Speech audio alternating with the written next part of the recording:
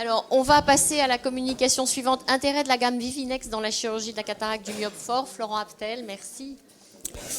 Merci Et on aura une ou deux questions Cathy, après. merci beaucoup Clémence pour votre invitation et merci au laboratoire Oya pour ce symposium Oya que j'anime. Et donc je vais vous parler des particularités et difficultés techniques parfois de la chirurgie de la cataracte chez le myope fort.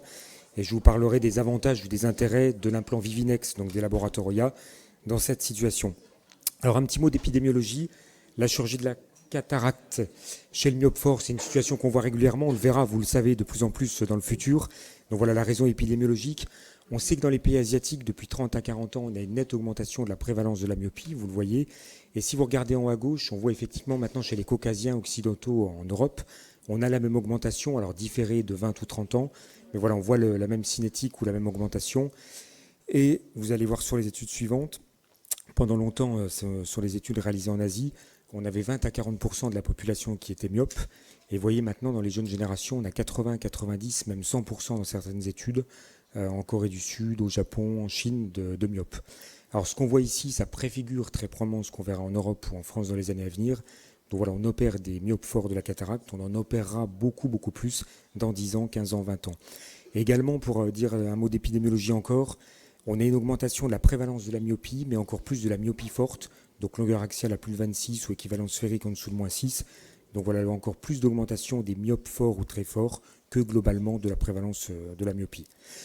Or, la chirurgie de la cataracte chez le myope, des particularités, parfois des difficultés.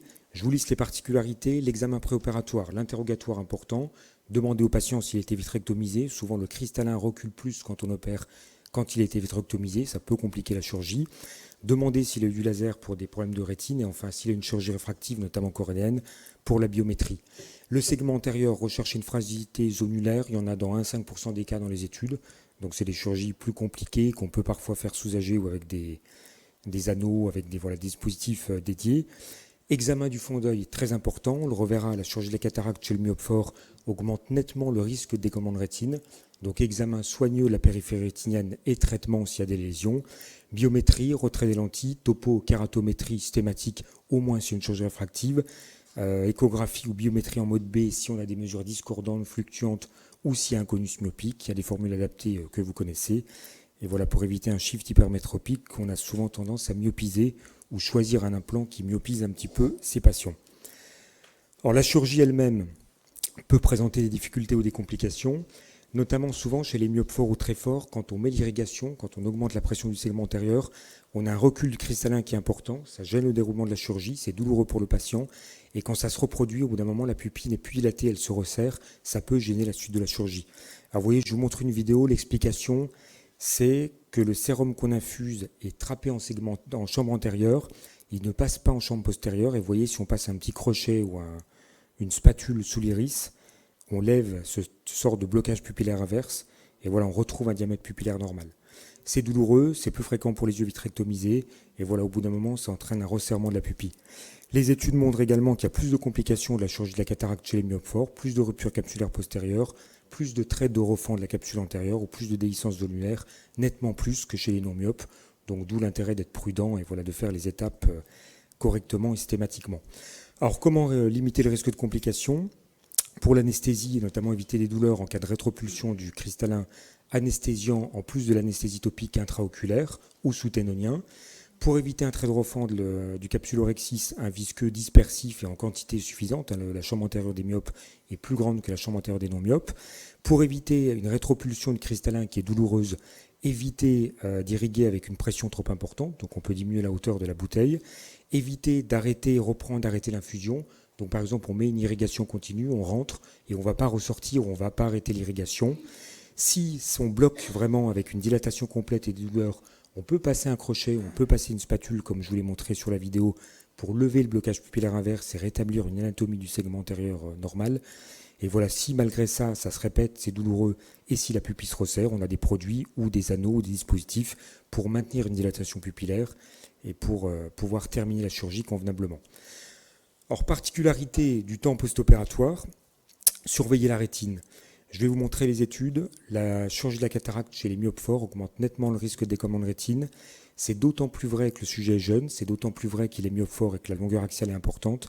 Dans certaines études, dans les 2 ou 3 années qui suivent la chirurgie, il y a plus de 10% de décollement de rétine après chirurgie de la cataracte non compliquée chez un myope fort. Le risque de décollement augmente également après capsulotomie au laser YAG. Les myopes forts ont plus d'opacification capsulaire postérieure que les non-myopes, plus d'œdème maculaire ciscoïde, plus de risque de décentrement de l'implant, et on le reverra, on en parlera, si c'est un implant torique, il y a plus de risques, ce sont des grands sacs, des grands yeux, il y a plus de risque de rotation de l'implant post-opératoire que chez les non-myopes. Alors si on regarde un petit peu plus la littérature sur le risque de décollement de rétine, vous voyez ici les travaux, et vous voyez sur des longueurs axiales très longues, le risque de décollement de rétine dans les 3 ans qui suivent la chirurgie est très élevé.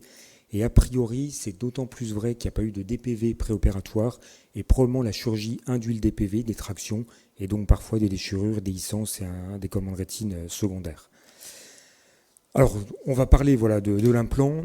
D'emblée, comme on doit surveiller la périphérie rétinienne, un message de ma communication, quand vous opérez un myope fort de chirurgie de la cataracte, choisissez, préférez un implant qui a une grande zone optique, c'est le cas de l'implant Vivinex, je le redirai. Et voilà, avec une zone optique par exemple de 6 mm, on voit mieux, on voit plus qu'une zone de 5,5 ou plus petite. Et la petite différence, elle peut changer pour voir une déhiscence, elle peut aider pour faire du laser, donc je pense que c'est un critère important pour le choix d'un implant, le fait de bien voir aisément la périphérie rétinienne. Alors le choix de l'implant quand on opère de la cataracte à myope fort, et je vous parlerai des caractéristiques de l'implant Vivinex.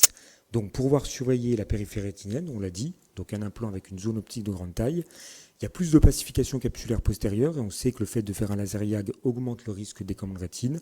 Il y a des matériaux hydrophobes qui limitent le risque, c'est le cas de l'implant Vivinex.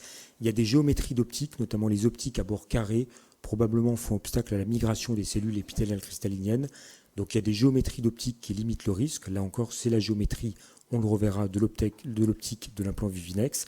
Et enfin, si on met un implant torique, pour limiter le risque, les implants qui ont une grande zone optique, qui ont des aptiques longues et des aptiques épaisses, il y a moins de risque de rotation que des aptiques plus petites ou plus fines. Alors voilà les facteurs de risque de rotation de l'implant torique chez un myope fort. Évidemment, une complication péropératoire, notamment une rupture de la capsule. La longueur axiale, plus l'œil est long, plus il y a de risque de rotation de l'implant torique. Le diamètre du sac, qui est relativement corrélé quand même à la longueur axiale, plus le sac est grand, évidemment, plus il y a de risque de rotation. Et si l'adhésion des 2 feuillets de la capsule est plus longue sur l'implant, comme vous le voyez sur les images, les OCT, il y a plus de risque de rotation. Certains matériaux d'implant réduisent le risque de rotation, certains designs d'implants, certains designs d'aptiques, et également probablement les rexis petits par rapport à des rexis de grande taille. Alors pour illustrer ça, je vous montre une étude qui évaluait l'implant Vivinex torique, le risque de rotation chez des myopes, chez les non-myopes, et qui l'a comparé à 3 autres implants. Alors d'emblée, si on regarde tout implant confondu, la rotation moyenne en fonction de la longueur axiale, vous voyez qu'il y a plus de rotation chez les myopes forts que chez les myopes, et plus chez les myopes que chez les non-myopes. Si on compare les implants, vous avez la rotation moyenne à 1 jour, 1 semaine, 1 mois, 6 mois post-opératoire. En bleu, vous avez le Vivinex, en rouge, en vert et en violet, vous avez d'autres implants. Et vous voyez qu'il y a peu de rotation moyenne, même plusieurs mois après la chirurgie.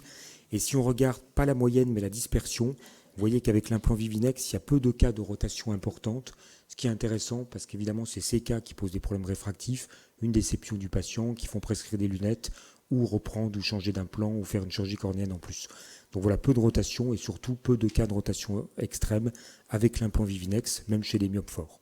Donc les caractéristiques rapidement de l'implant Vivinex, donc un matériau hydrophobe, donc il limite le risque de pacification capsulaire postérieure, une zone optique de 6 mm, des ondes de grande taille et épaisse, et même un petit peu rugueuse peut-être pour mieux coller au feuillet du sac.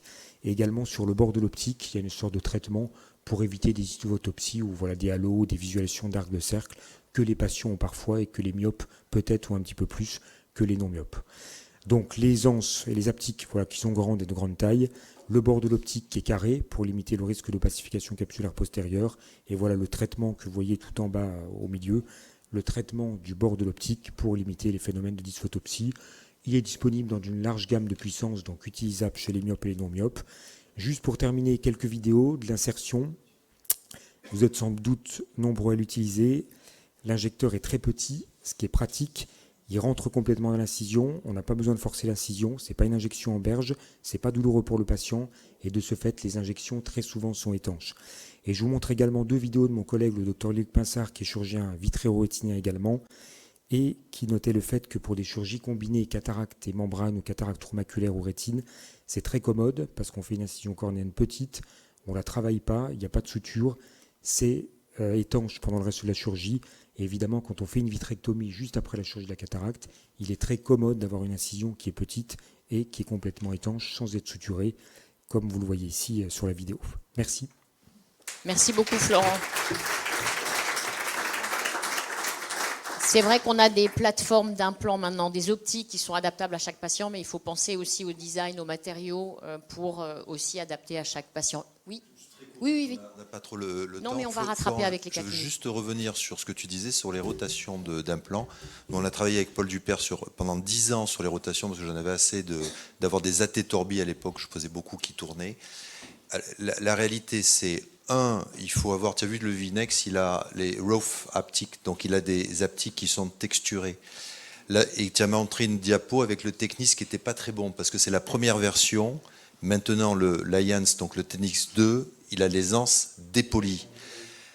La réalité, pas de corrélation sur... On a tout croisé, la longueur axiale et les rotations, c'est un truc qui traîne dans la littérature, mais quand tu étudies les choses sur des grosses séries, tu ne le retrouves pas. On n'a pas trouvé. Il faut que l'implant soit de bonne taille, donc un 13 mm, un 12,5, 13 mm, et il faut que les haptiques soient dépolis pour qu'ils ne tournent pas ou qu'ils tournent moins. Le reste, ce n'est que littérature. Merci pour cette précision. Une question et on va passer au cas clinique. Bon, c'était très clair pour tous.